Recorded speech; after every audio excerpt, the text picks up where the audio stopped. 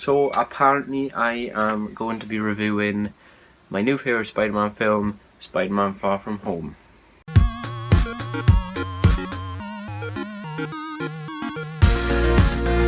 So guys, to get this review started, I will be first of all doing a non-spoiler review, giving my thoughts and ideas and whatever I can give. There's not too much information that can actually go into the non-spoiler because, believe it or not, a lot of the film is actually not shown in the trailers. So, there's a lot to look forward to when you go see the film.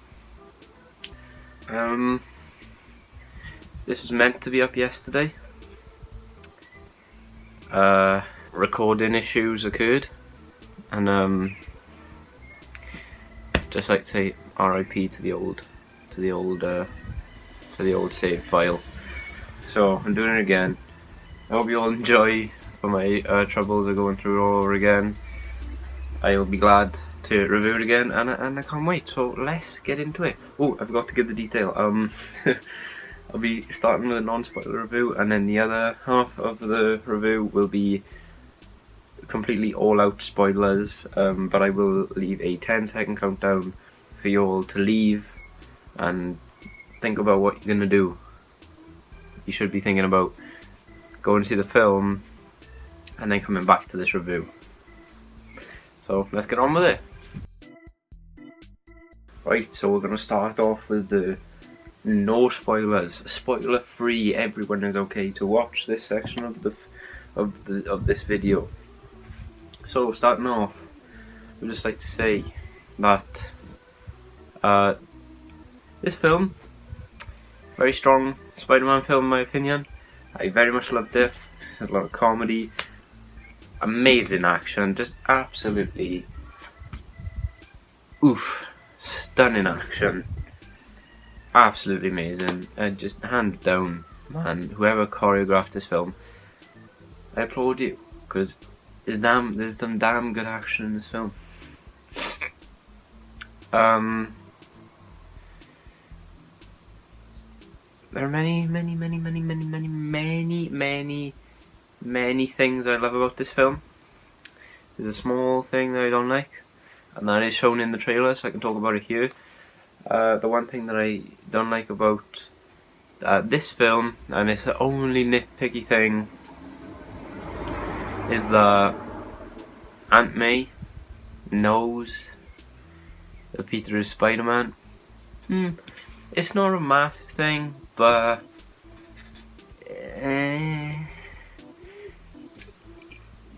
being Spider-Man has always been Peter's greatest secret from Aunt May. It's always made up some of the best Spider-Man storylines, especially if you play Spider-Man PS4, right? Like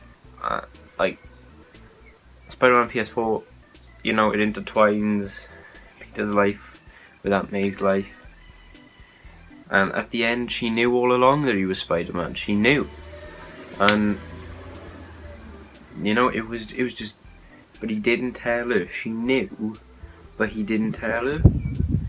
Now, she knows, and Peter knows she knows. So it's kind of like, I don't know, it's like she's kind of like, oh yeah, just go out and risk your life and almost die every day.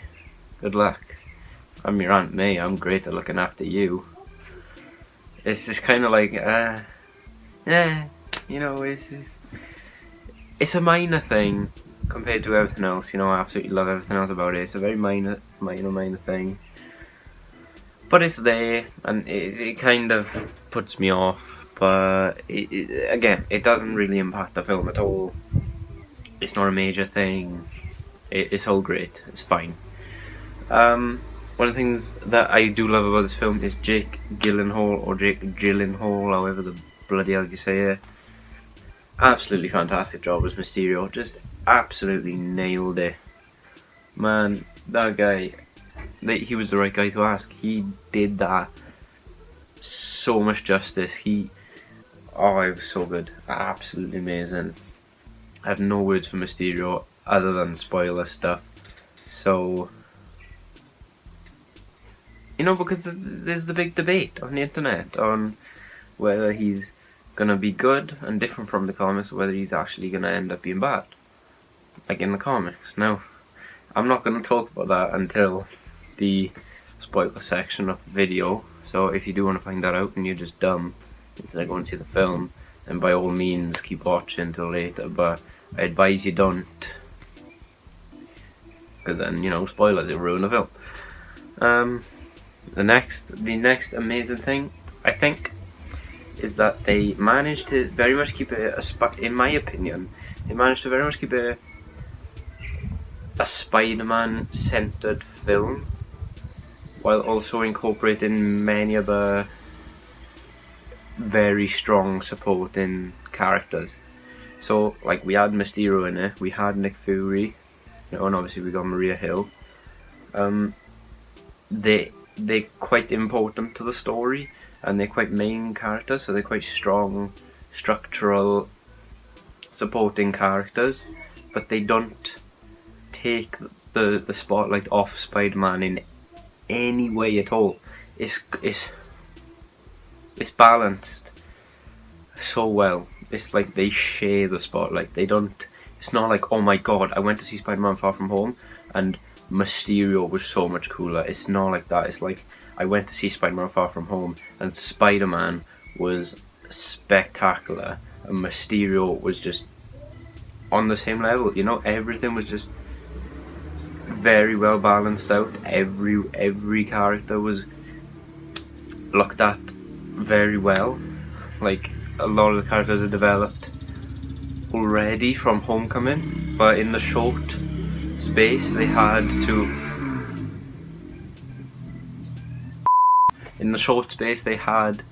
develop Quentin Beck as a character. Hands down, nailed it. John Watts, you're a guy. I love you. Right, you're good. You nailed it. I know you're only the director, but you directed it well. Whoever wrote this film, you're also a guy or a girl.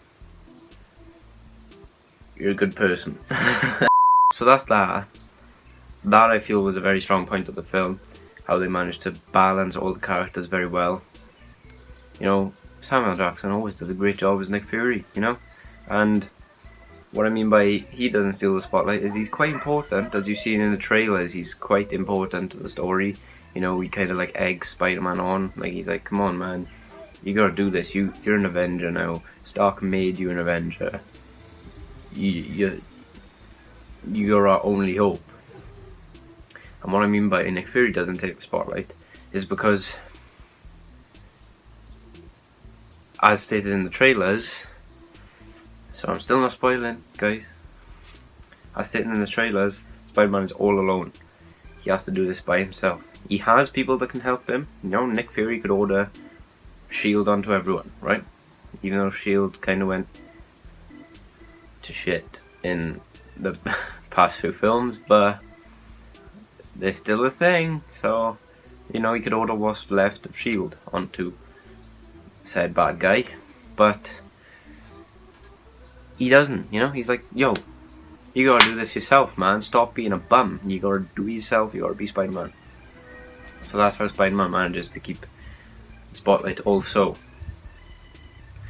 So, that being said, I know it wasn't really much that I could talk about, but as I said, a lot of the film is not shown in the trailers. We've had a lot of trailers and a lot of clips where I'm surprised to say that the majority of the film has not even been seen. Like, it is, majority of the film is only in the film. It hasn't been shown anyway, and if it has, in very little clips where it's hard to talk about because not really much has happened.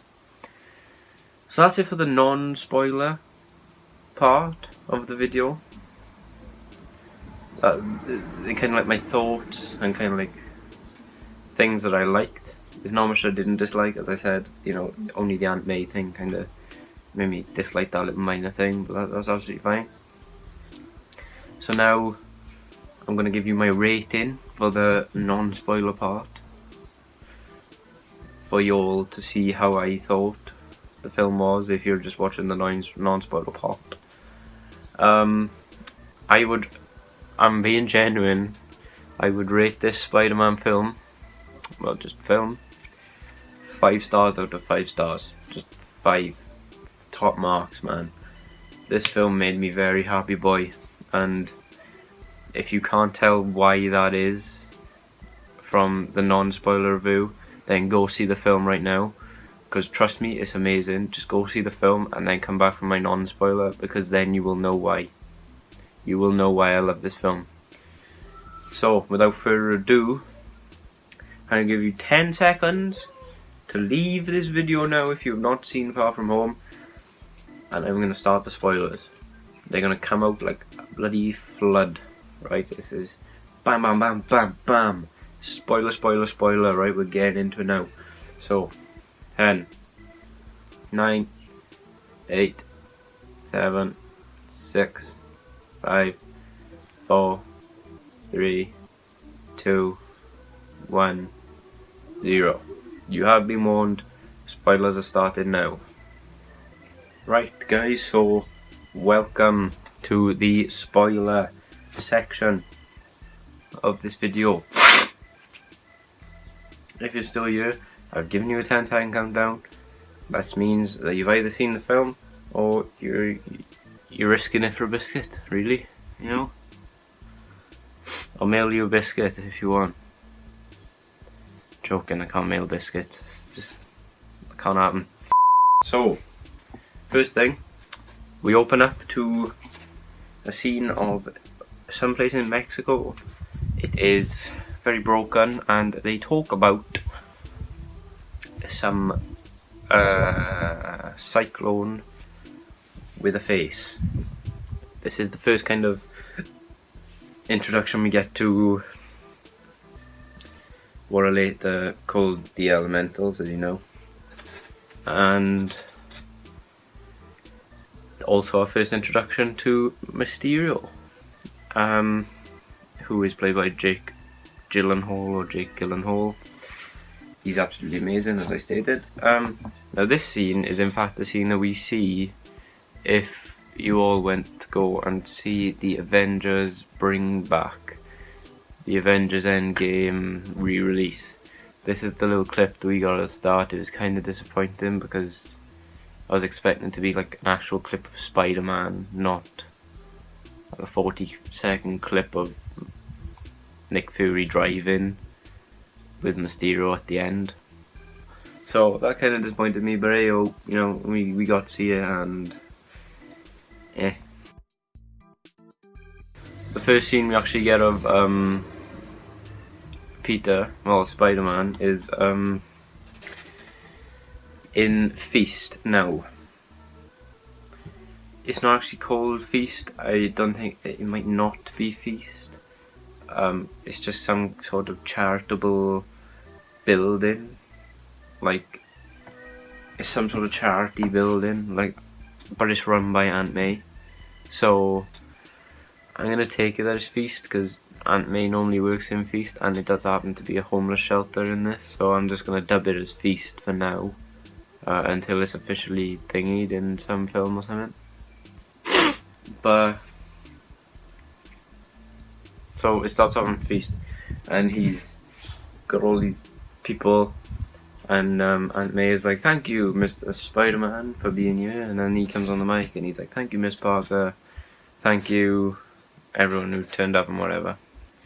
Goes backstage, and he gets a phone call off Nick Fury, now happy as day, and he hangs up the call, as we've seen in trailers, and he's like, "You do not ghost Nick Fury." And he's like, "I'm busy," or something like that, or "after my vacation," or "after my trip," or something like that. I'll ring him back. And basically he goes back out into this crowd to answer some questions, and they're all like, "Who's going to be the next Iron Man? Who's going to do this? Who's going to do that? Who's going to take over the Avengers? Who's going to be the new leader? Are you going to step up? Are you the next Iron Man? What was the last thing that Tony did? Why did he die? How did he die?" All these traumatic questions, stuff like that, like along the lines of. And Spider-Man kind of freaks out, and he's like, "Uh-oh," and just kind of like, "I gotta go," and he jumps up. And the next scene we get is scene where he's on top of the building, and in the trailers this is the scene where we get the everywhere I go I see his face. Sad time. But in this we don't. And that's kind of our introduction to Peter after the events of Endgame. He's like, you know, he's like upset and he's not quite ready to be back in the world of people, if you know what I mean. Like, people have all these questions and they all want to ask him because he was there, and he's just not ready for them yet because he watched his mentor die in front of him and he's like a really young kid. So, like, you know, but they don't know that because obviously they don't know his identity. So, you know, he's like kind of traumatized after that. I'm sorry, I just had food, it's making me tired. So then, the next scene we get is, what was after that? Jesus. He's like packing for his vacation, right? Packing for the trip with school. And he sees the suit and he decides, no, I'm not gonna take it. And he doesn't take it. And then May packs it for him, as we see in the trailers. And they go to Venice, I want to say Venice. You know, the water country. Where everyone like kind of drives around on boats. So there's that. They go there. And this is where we get our first encounter with, well, our first like proper encounter with Mysterio. Like, we've already been encountered by him, but like we properly get to see him in action in this scene.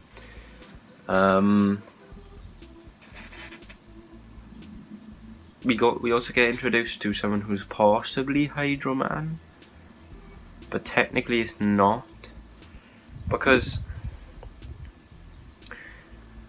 let me get this straight.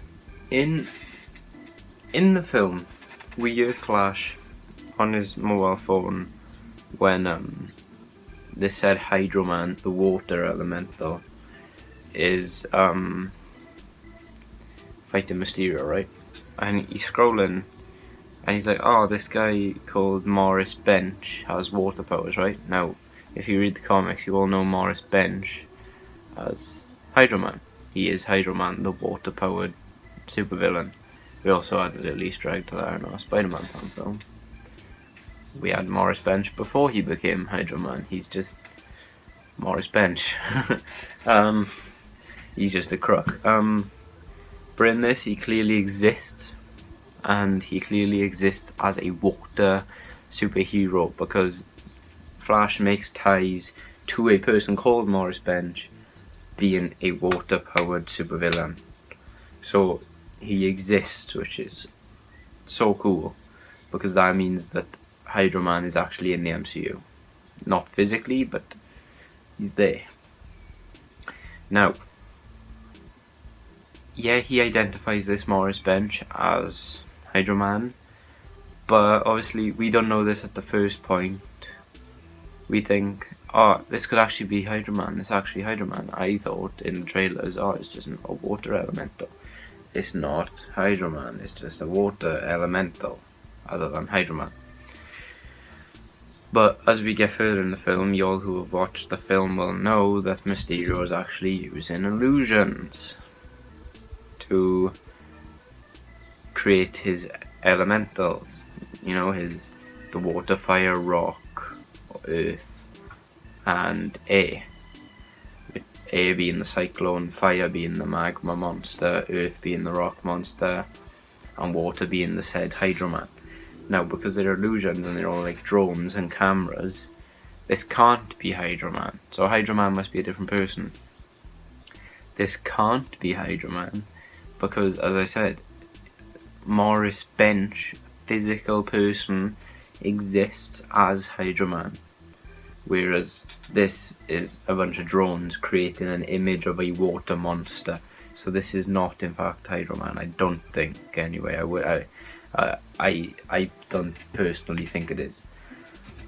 But hey, you know, you can all have your own theories. I'm not gonna judge, you know, even And then in this first bit, we see Peter's first action scene, and he doesn't actually have his suit. He's like saying to Ned, "Yo, I left my suit in the bloody hotel, man." He's like, "Why?"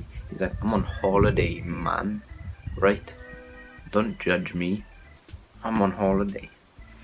So the water monster's about to attack these people on a bridge, and he like hops over a few things, and he saves all these people on this bridge. He's like, "Go, go, go, go, go." He finds this like ball gown sort of mask, like carnival mask, and puts it on, and he climbs up this wall, and he shouts to Mysterio. He's like, "Yo, I can help you. I'm really strong and I'm sticky and stuff." It's really funny. And so they help each other. Mysterio is luring him through the town, leaving a trail of destruction behind him. It's almost sort of obvious that he's a bad guy. It's like he's trying to create... Obviously he is. We find out later in the film that he is a bad guy, and he is trying to create as much destruction as possible to look like he is saving the world. Like, oh my god, it caused this much destruction, and this guy stopped him. Like, what a badass. But, so, he's leading this guy away into the ocean, I suppose, where there's no buildings around. And Peter's kind of chasing him. They're like webbing around, and this building gets knocked over, basically this big tower, and he catches it, whacks his head on a bell, webs it again, gets back up, hits his head on the bell again, and then catches it, and he's like pulling it together, kind of like the boat scene in Homecoming. And so he slowly lowers this building until Mysterio creates a big shockwave which shakes Peter, and he drops the tower, but everyone's okay. He manages to, slow it down so it doesn't create too much damage in the area. So that's our first scene with Peter. It's cool with Peter doing some action stuff. It's cool. There's a lot more web swinging, which I find very awesome, because we got next to no web swinging in Homecoming, and neither do we get any in Civil War or Infinity War Endgame, really.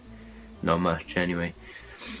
But that was cool to see the web swinging. The CGI is much better in this film. The suits, they don't look as plastic as they did. They look a lot more legit. They also put a bit of battle damage on the final suit at the end, I think, and that looks really cool as well. So you didn't really get to see much battle damage in Homecoming either.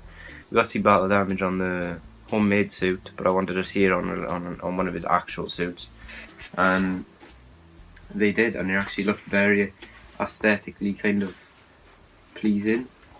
Like, I don't know why, but I was just like, man, that is really like satisfying me right now. Like, that looks good. I don't know why, I just love battle damage suits. They look really cool and just badass. Like, he's been through a fight and he's had it all and he's still going. So we find out that Mysterio is a bad guy when Peter actually gives these glasses that Tony Stark gives him, and Tony Stark says something, well, he leaves a note that says, "For the next Iron Man, I trust you." Now Peter initially thinks, oh, these are for me, he trusts me, I'm the next Iron Man. This is a big step up. I don't think I can bear this on my shoulders. This is a big kind of mantle to hold. But then he messes up, and Nick Fury kind of has a go at him. And he's like, no, this wasn't for me. Mr. Stark didn't trust me to be the next Iron Man. He trusted me to find the next Iron Man. And so, because Mysterio so-called saves everyone in this one fight with the fire monster that apparently destroyed Mysterio's Earth,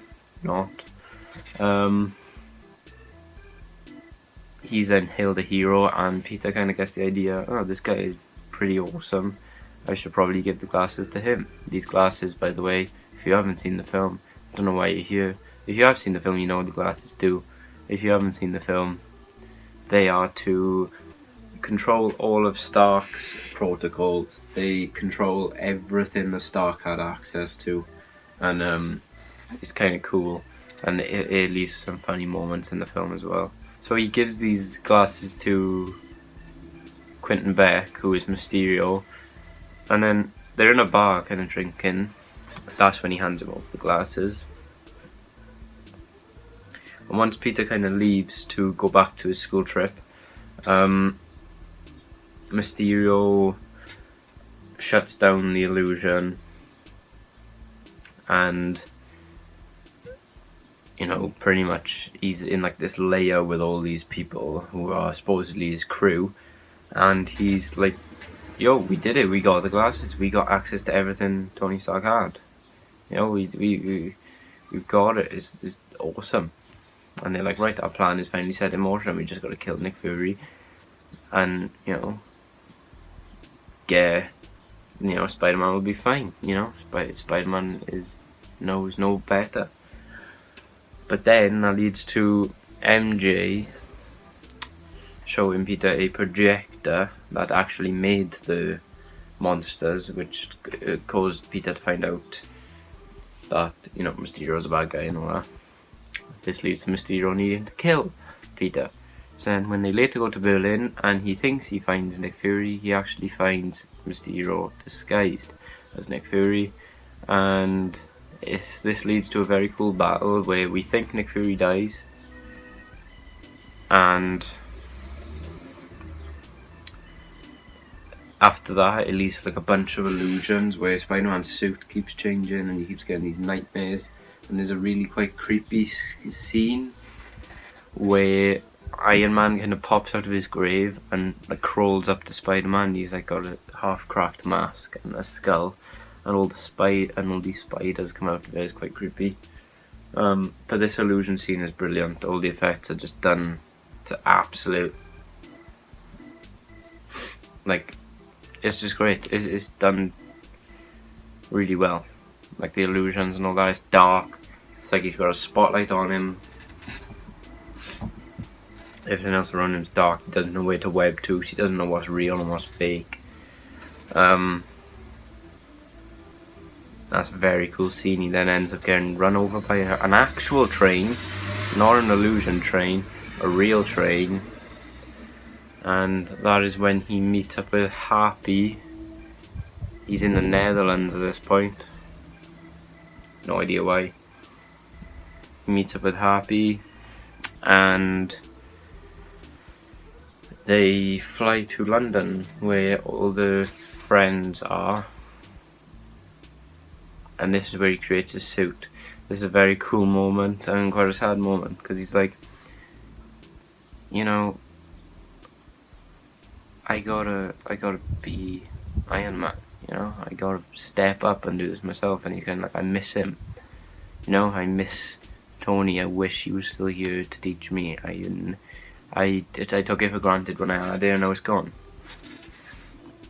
But anyway, next we see a very cool and funny scene where he's making his suit and Happy says, you handle the suit, I'll handle the music. And then Happy proceeds to put on AC/DC's Back in Black, which is the first song we ever hear from Iron Man 1 back in 2008. The first ever song played in an MCU film. Damn. So he's playing that, he's making his suit, and he's got this gauntlet on, and Happy kind of smiles at him because he's like, yeah, this kid is good. He is gonna be the next Tony Stark. He's got like this holographic gauntlet, like working out the kinks of the web, shooting up his arm and all that. He scrolls through a few Spider-Man suits, some looking more classic, some looking like the superior Spider-Man suit, which was going to be used as the main suit for the MCU final. And then they changed it to a more classic look, as we know and love now. If you do love it, if you hate it, then I apologise, but I love it. So we get like this montage basically of him making his suit with AC/DC on the background, and then Peter goes, oh my god, I love Led Zeppelin. And you're just like, did you really just say that? Did you really just go and say Led Zeppelin? You just, and it's a very cool scene where you see a 3D printing his suit out. They go to London. He like swings in and he's like, he's gotta save the world from Mysterio now. Mysterio makes this big Avengers level threat to try and get himself to be this massive hero that he wants everyone to see him as, but he's really a fraud and he sucks. But Nick Fury knows this because Nick Fury is not dull. I don't know how. There's like a line in it where he's like, Mysterio, report, and basically Mysterio takes a long time to report, and he asks his crew members, what should I say? What should I say? Something natural. And he says something, and Nick Fury goes, now that's bullshit. Now that is bullshit. Basically he says, man, that's bullshit. Right? He is lying. Right? Like, he doesn't show it. Like, Nick Fury doesn't say to Mysterio, nah fam, you're lying. But he knows he's lying. And basically we get this whole really cool fight scene, which I am not going to disclose here, because if you've seen the film, you know how good this fight scene was. And if you haven't seen this film, and even if you're still here in the spoiler section, I'm not saying what happens in this fight scene, because it's that good that I refuse to ruin this moment, right? I've talked about the whole story, right, and all the plot points and all that. That's your fault if you say for that. This fight scene is gorgeous, right? So if you're here now, I just refuse to talk about it, right? And you gotta go watch it yourself. I will say though that Spider-Man has become very acrobatic using his webs, and you know, he tangles things up and he's zipping and zopping all over the place, and he's flipping and flying with his wingsuit, and he's making all these nets and twisting them up and taser webbing everyone, and oh, it's insane. It's the most visually stunning thing I've seen since Aquaman. It looks amazing. It's very fluid. You know, I love the look of Aquaman. It's very vibrant and very gorgeous. But this review is not about Aquaman. It's about Spider-Man Far From Home, and it looks gorgeous. Whoever did the CGI on this film, you did it way better than Homecoming, and it looked actually really, really good. And I'm proud. I'm proud of you, Mr. CGI person. Well done. That's pretty much it. The end of the film, you know, Peter and MJ get together, because as you know in the trailers, even if you haven't seen the film, there's an obvious like kind of love tension there, where they're like trying to get together and whatever. It's not too important to the film, but it's there, and it's a nice addition, and you know, it works. So they share a kiss at the end of the film, and they just kind of like, oh yeah, we're together now, Peter and MJ. It's good. Then I can't remember if this actually happens in the after credit scene or just before the end. I think it happens in the after credit scene, so I'll talk about the actual end, what I know for certain is the actual end. The actual end is Peter doing a final swing, which all I can see is paying homage to Tobey Maguire, because all of Tobey Maguire's films, apart from Spider-Man 3, Spider-Man 1 and 2, both have final swings in them. Like, he always goes out for a swing as Spider-Man, and then the credits roll. Film finishes, credits roll. So they did that in Far From Home, which I find very lovely, very gorgeous, very aesthetically pleasing, very lovely to see him web swinging around and being all acrobatic, and his agility being... So he's like flipping around, flying around, gliding around, zipping around, running across buildings, stuff like that. It looks really good. And then he kind of meets up with MJ, and then he like asks her out. Like, he's like, sorry I'm late, do you want to go do what we're going to do? And it ends. And then we get a post-credit scene, well, a mid-credit scene, where he picks MJ up, they go for a swing, and they swing around, and she's like absolutely bricking it, and they land, and she's like, I'm never doing that again, that was absolutely horrible, I'm never doing that again, no, never. He's like, well, it's quite fun when you get used to it, you know, stuff like that. And he's like, right, I better get going, you know, got a city to save, whatnot. Jumps up onto this lamppost, does a flip around it, perches on it, big TV turns on, and there's a specific line in the film where a crew member of Mysterio says to Mysterio that oh, I don't know how you're gonna turn this around. You know, it clearly looks fake. You know, it's clearly like an illusion. You're clearly trying to mess with everyone, right? You're the bad guy. But then he says, "Don't worry, they'll see what I want them to see. Don't you worry. I know what I'm gonna be showing them, and they'll see it." So it's like Mysterio knew that he was gonna die. He does die at the end. He gets shot by one of his own drones, but it's like he planned it. Because on this billboard, Mysterio is like, I'm dying, and he's like, and it's just like a shot of Spider-Man's like stomach down to his feet, and it's like, oh, he's talking about like, oh, Spider-Man's beat me, he's gonna kill me, he's a bad guy and all that. And he's like, and then you hear Peter going, yeah, execute all procedures, and then the camera goes blank and he supposedly dies. But when Peter actually says, cancel all procedures or whatever, he's actually saying to, you know, cancel the illusion, you know, turn it all off, sort it out. But, you know, obviously Mysterio made the illusion that Peter killed him and took over the world with illusions. So after that, a Daily Bugle thing came on. I was like, oh my god, a Daily Bugle, we're gonna get a JJ. I was like, oh my god, that'd be sick if we just get a JJ, yeah? And it came on, and I shit you not, I jumped out of my seat. I flipped. Oh my god, I flipped. My mind just went upside down 630 times and ended a backflip, and then like kissed my elbow. I don't even know what happened here. My brain just popped out, did them 630 backflips, kissed my elbow, and then went back in, you know. So I just lost it. J.K. Simmons. J.K. Simmons is JJ? No. If you don't know who J.K. Simmons is because you're a little boy or little girl, right? J.K. Simmons, let me tell you a tall tale. Tobey Maguire's films, Spider-Man 1, 2 and 3. He's JJ in those films. He's the only JJ. He's the best JJ. He's the only person I can ever see being J. Jonah Jameson. He's the best. I don't see anyone else who could have taken up that mantle. And he said he'd do it again. And I was hoping for it. I was like, come on, they have to do it. I'd love them to do it. But I didn't think they actually would. And when that came up, oh, like I said, my mind did 630 backflips, kissed my elbow, went back in, man. I went berserk. I just, oh man, I just blew my mind.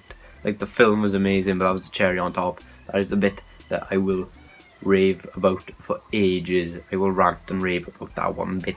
And I know rant normally is a negative thing, but it's a positive thing. I love it, and oh, I'm just so happy. So now that I've got that out, you know, J.K. Simmons is JJ. I'm so happy. So he's the JJ.